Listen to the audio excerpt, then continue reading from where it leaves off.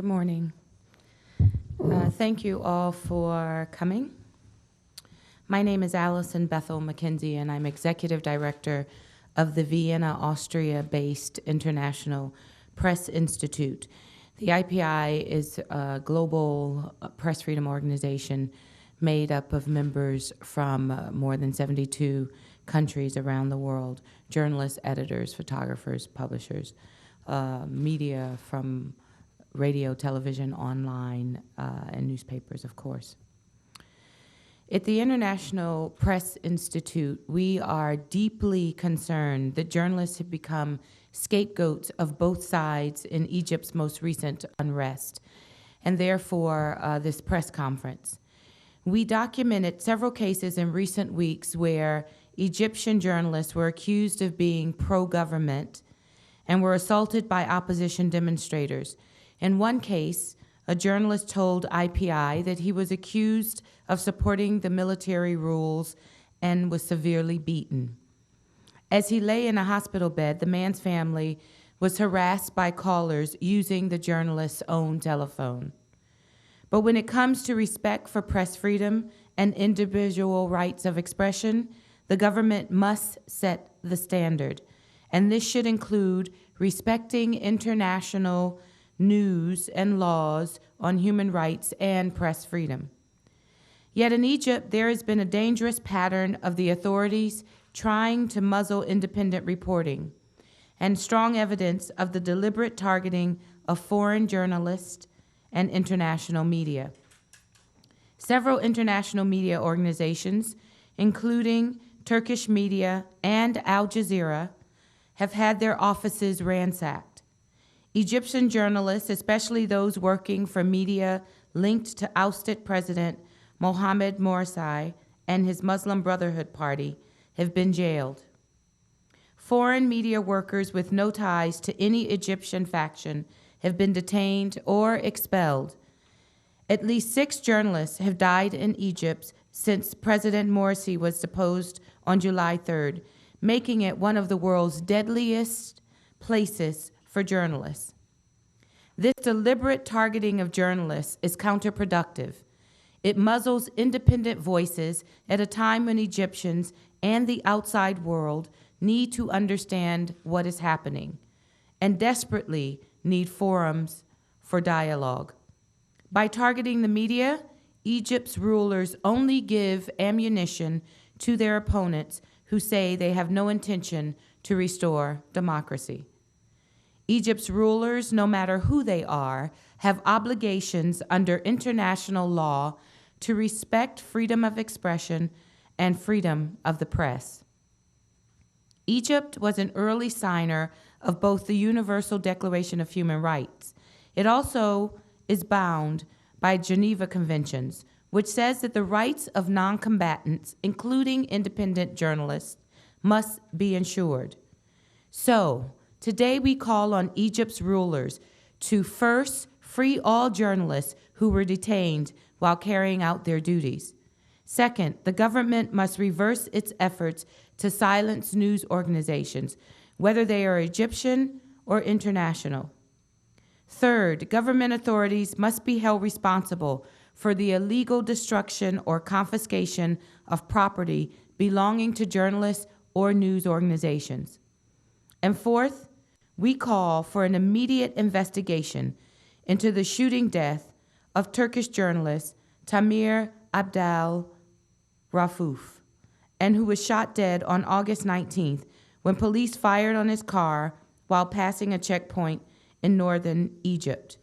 We also call for the immediate release of Al Jazeera journalists currently being held without being charged in Egypt's prisons. Finally, concerted international action is also needed. Following the Camp David Accords in 1978, the United States became a main supporter of the Egyptian army, providing $1.3 billion in military aid every year, or more than the total civilian aid Washington gives to Iraq every year. Washington must deliver the message to Cairo that attacks on journalists working in Egypt will not be tolerated. The American taxpayer should not be asked to subsidize a regime that brazenly violates freedom of expression and freedom of the press, norms enshrined in the U.S. Constitution and international law. Thank you.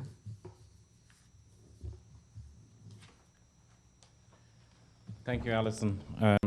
My name is Abderrahim Foukara. I'm the Bureau Chief of Al-Jazeera satellite channel here in the United States.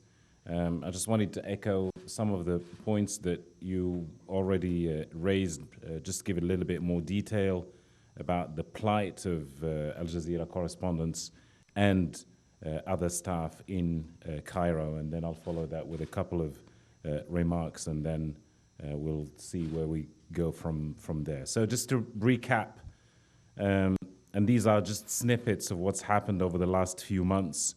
On July 3rd, 2013, the Egyptian authorities raided the bureaus of Al Jazeera Arabic and Al Jazeera Mubashir Misr. Gangs known in Egypt as Al-Baltagiya attacked the bureaus again in August and continued to surround them. On July 3rd, 2013, Al Jazeera Mubashir Misr's Managing Director Ayman Gaballah was taken into custody by the Attorney General. He was accused of threatening public peace and national security through broadcasting incendiary news. The prosecution was able to get Mr. Gaballah released on $10,000 Egyptian pound bail.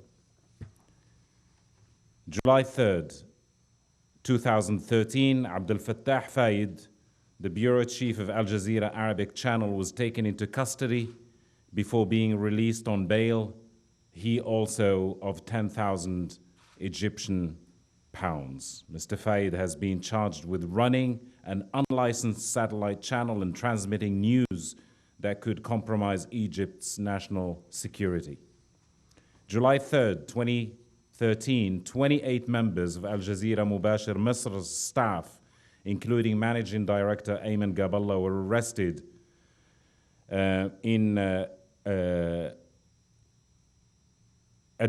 they were arrested in a police station. Al Jazeera Mubashir Misr staff were released after 6 hours, but Mr. Gaballah was not released for 4 days. On July 3rd, 2013, Al Jazeera Arabic crew were detained inside the Al Jazeera Arabic Bureau for 6 hours, where Mr. Ahmed Hassan, broadcasting engineer at AJA, Al Jazeera Arabic, was imprisoned for 4 days. July 12th, 2013, 5 Al Jazeera English channel crew members were detained in Suez while reporting on the protests. The crew were detained for a few hours by Egyptian armed forces before being released. June 28th, 2013, Muhammad Farhat, Al Jazeera Mubashir Misr's cameraman, had been beaten by gangs known as Al-Baltagiya after he finished his work at Al-Muqattam in Cairo. He spent 2 weeks in intensive care. July 15th, 2013, Al Jazeera Mubashir Misr's cameraman Muhammad Badr was arrested at Azbakiya police station for 15 days for an investigation. On July 18th, he was transferred to state prison for further investigation, where they continued to renew his detention, last time renewed on the 25th of August, 2013, for 15 days. Muhammad al-Zaki, Al Jazeera cameraman, shot by snipers while he was covering security forces dispersing protesters at Rab al-Adawiyya Square in Cairo. August 14th, 2013, Al Jazeera's correspondent Abdullah Shami was arrested and transferred to the state prison for 15 days. On August 27th, his detention was renewed for another 15 days. August 27th, 2013, Al Jazeera English correspondent Wayne Hay, cameraman Adil Bradlow, producers Russ Finn and Bahir Muhammad were detained by Egyptian authorities in Cairo. Bahir was released after 2 days, and the rest were deported to London after 5 days. Imad al-Din Sayyid, Al-Jazeera Mubashir Misr crew were detained and beaten for hours. That's Imad al-Din Sayyid and Al-Muwahhid Billah, and had their equipment confiscated after they covered the crackdown on a pro-Mursi camp. Al-Jazeera English Bureau cameraman Mahdi Fattouh has been detained with the driver for a few hours. They had their equipment confiscated after they covered demonstrations in Nasr City in Cairo in the latest week of August. Shihab al-Din Sha'rawi, August 29th, 2013, Al-Jazeera Mubashir Misr's executive producer Shihab al-Din Sha'rawi was detained by Egyptian authorities in Cairo for 2 days. All the while, they denied they were holding him. On September 1st, 2013, they released him after Al Jazeera issued a statement. Mustafa Hawa, Al Jazeera English Bureau Manager of Accounting, was detained by Egyptian authorities in Cairo for 2 days after they confiscated cameras and equipment from the Bureau. There were also jamming operations from various locations it was established where military installations are based around Egypt. So those are snippets of some of the problems that Al Jazeera staff have been experiencing in Cairo. And as Alison pointed out earlier, this is by no means confined to Al Jazeera.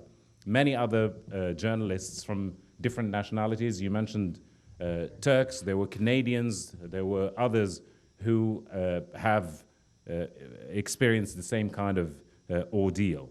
We obviously wanted to focus on Al Jazeera staff for the obvious reason that we are Al Jazeera. And as the bureau chief of Al Jazeera here in the United States, I just wanted to add one more thing. Obviously, regardless of how people in Egypt and elsewhere feel about the coverage of Al Jazeera, I think we here in the United States, even at the apex of the animus between Al Jazeera and the Bush administration over the war in Afghanistan, over the war in Iraq, we never experienced anything even remotely like what our colleagues are experiencing in Egypt at this time. So regardless of whether you agree with the coverage or not, there is a point of sanctity, which is freedom of speech, freedom of expression, the ability for us to do our job, whether the government in place agrees with that or not, that's a separate issue. But for correspondents and others to be detained or beaten by the government or by others, as in the case of the Baltagiya in Egypt, is obviously a cause of concern. And it should be a cause of concern, not just for us at Al Jazeera, for everyone. The American media, today it's us, tomorrow it could be correspondents and media from another country. The American media, they have freelancers, Egyptian freelancers working for them, so some of their freelancers could encounter the same problem. They themselves could encounter the same problem. So regardless of our differences, at the end of the day, whether we're Arab, American, Turkish, Canadian, whatever nationality we are, when we are journalists, we want to be able to do our job in ways that, even if the government agrees with it, if they want to take action against us, it has to be within the bounds and the confinements of the law. And just a final point, I'm just back from New York covering the General Assembly. And every year, obviously, the General Assembly happens where matters of war and peace are discussed. I think it would not be a bad idea for the United Nations to have a General Assembly for the media to discuss the problems of the media, the ethics of reporting, and get the media from all around the globe. It would not be a bad idea for the Security Council to try and do something to guarantee or that calls for guaranteeing the safety of reporters, particularly in zones of conflict. As we all know, journalists and the civilian population are usually the first targets in zones of conflict, whether they are wars or internal conflicts, such as we are seeing in Egypt, where the plight of the staff of Al-Jazeera continues. Does anyone have any questions? I have two questions. I'm not sure if you had the idea to document all the incidents and what you described as violations for the freedom of press in Egypt. Do you have any statistics to share with us of how many journalists were detained, how many were harassed or abused? And the second question would be, compared to the ousted President Hosni Mubarak regime, how do you fare freedom of press under the new Egyptian authorities? First, I should say that so far we've recorded 6 deaths of journalists in Egypt, tying it as the 6th deadliest place for journalists in the world, tying it with the Philippines. This is quite amazing because as early as maybe 2 years ago, Egypt was not even in the top 10 in terms of murders and of journalists. So this conflict has seen several increased assaults on journalists. And these are not limited to Egyptian journalists. As my colleague just mentioned, no journalist is exempt. We had a journalist from Sky News, an American journalist, who had his equipment, a photographer who had his equipment taken and was beaten. So this is something that should be of concern to everyone. And I echo your statement that it doesn't matter whether or not you agree with the coverage. That's really irrelevant. We don't agree with a lot of what media houses might broadcast. I mean, we as individuals, as citizens of the world. But that doesn't mean that you go out and attack or jail or physically or verbally abuse journalists. So Egypt now is reporting 6. We have recorded 6 deaths.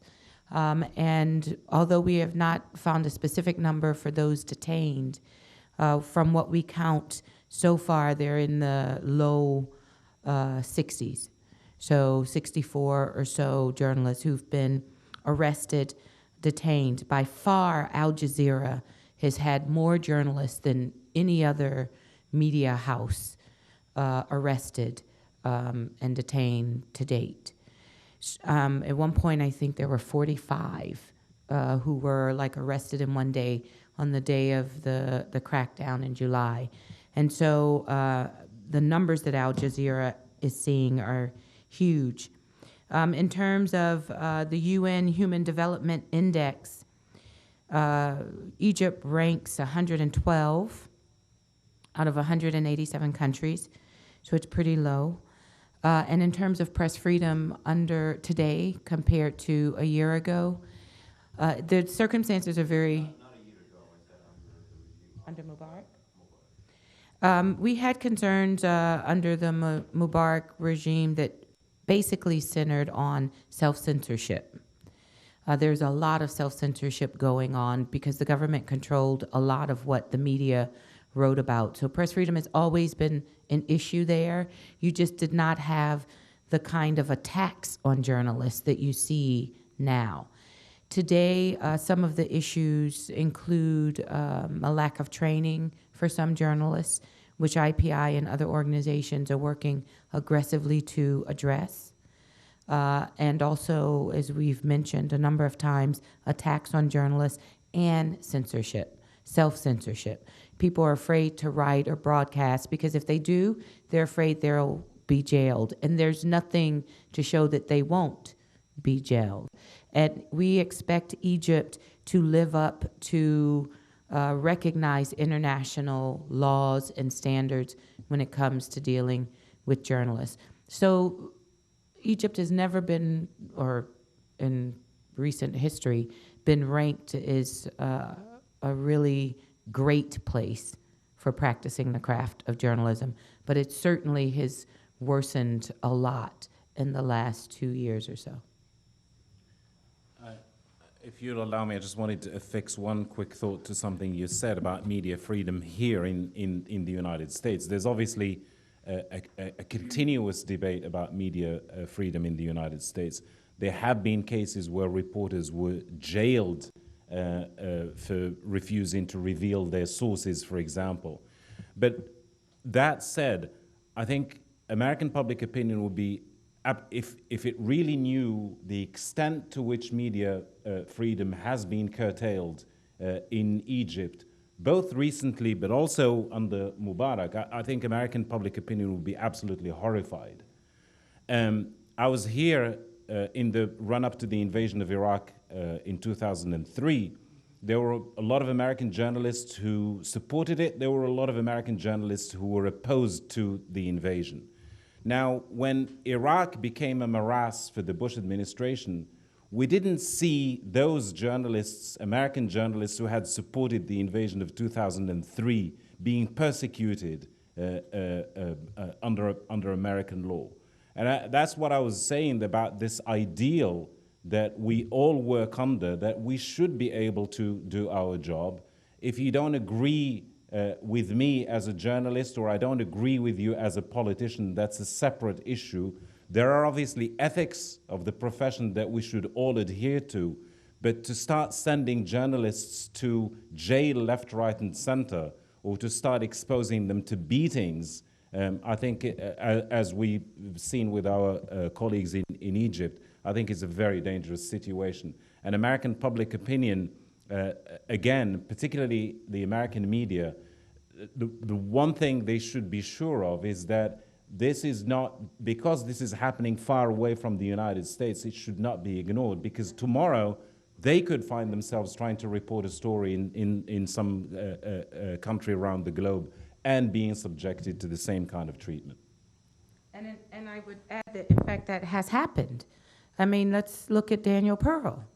I mean, so the United States journalists are not exempt from harassment and abuse when reporting abroad, or I dare say in the United States. We've had some cases in the United States that we've been concerned about surrounding Occupy Wall Street, where journalists have had their equipment confiscated and been roughed up and whatnot.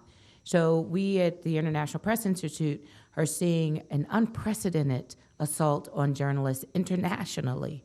And that is of concern to us, you know, whether it's revealing your sources and with the threat of going to jail if you don't, or excessive lawsuits that are designed to put media houses out of business, like we've seen in places like Turkey and in some other countries. Yeah. So in conclusion, I'd like to say that the International Press Institute hopes to work with our colleagues at Al-Jazeera, at Sky News, and at a couple of other media houses to try to address what is happening in Egypt, to possibly do an emergency mission to Egypt, and to definitely speak with authorities both here in the United States and in Egypt. Our very first concern is to get any journalist who's in jail out of jail. So we want the journalists released. And then obviously we want all equipment returned that was taken from the journalists. And then we want the journalists to be able to do their job without fear of this sort of arrest and harassment. And if Egypt claims its goal is to be a democracy, then this is, of course, a no-brainer, we believe, because press freedom is the freedom upon which all other freedoms are built.